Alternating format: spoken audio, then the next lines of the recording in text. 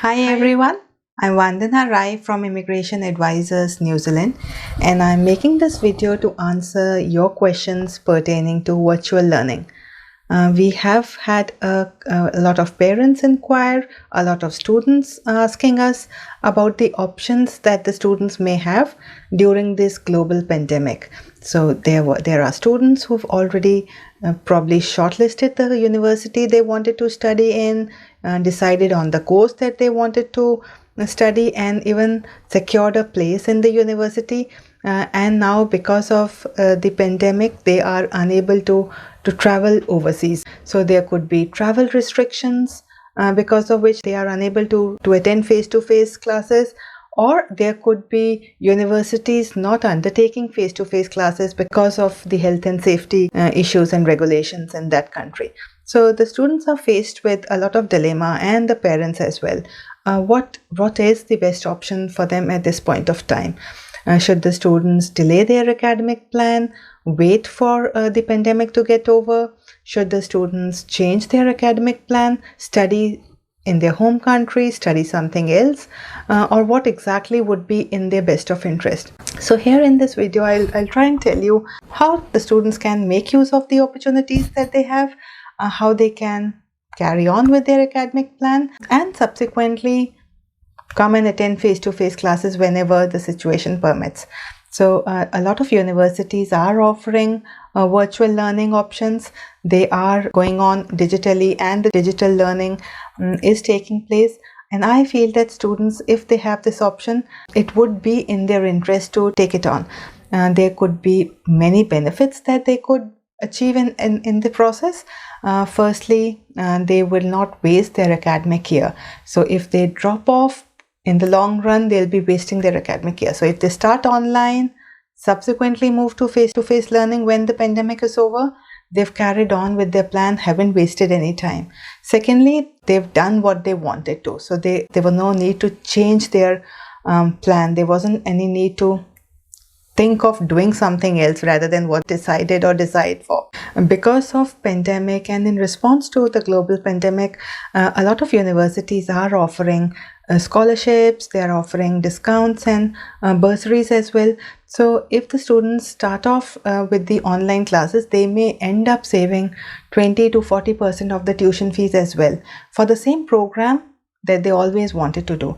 So I feel that they must take on this opportunity, and always remember that this is a temporary option for them.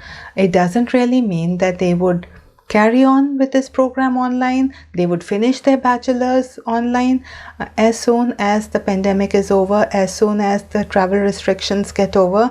The universities and the overseas countries will ensure that they are able to travel and attend the classes face to face. The universities I am aware of are making arrangements, trying to work out quarantine arrangements so that the students are able to attend face-to-face classes as soon as they are able to. So always remember, if you start online, it doesn't really mean that you will always keep studying online or you'll finish your degree that way. It is a temporary phase. Start online and come on the campus as soon as you are able to. Probably save some money in the process as well.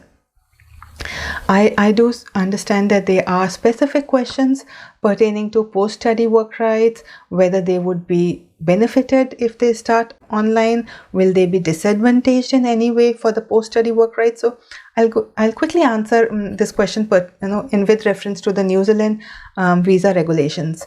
So in New Zealand, if you're doing a bachelor's program, if you're doing a level 7 qualification, which a bachelor's is, so you are required to study 30 weeks on campus in the country on a student visa. And most of the bachelors are 360 credits or longer. Most of the bachelors here are 3 or 4 years if they are conjoined programs. So that, and every year there are either 3 terms or there are 2 semesters. So that means that you can start off a course, you may be able to move after 1 term, you may be able to come to New Zealand after 2 terms, probably 2 semesters, but whenever you would surely have enough time to be in New Zealand to be able to be eligible for post-study work visa as well. You just have to study in New Zealand on a student visa for 30 weeks, and these courses are 3 years. 30 weeks is 1 academic year. So definitely your post-study work visa options are important, and there are a number of questions that you may have depending upon what course you want to do, what is the length of the course, whether you still would have 30 weeks to study online. We would be happy to answer your questions if you have these. If you have questions pertaining to the course selection, to the university, virtual learning, benefits, whether you should start, especially if parents have these questions, most welcome. I'll be happy to answer all those queries. Please do get in touch with us and do start your academic plan as soon as you are able to. It is very unfortunate that we are in a situation where this global pandemic has affected a lot of us, and students, however, should not delay their academic plan. That's what my opinion is. And so I would really be happy to answer your questions if you have in this space. Please do get in touch, and all the very best. Thank you.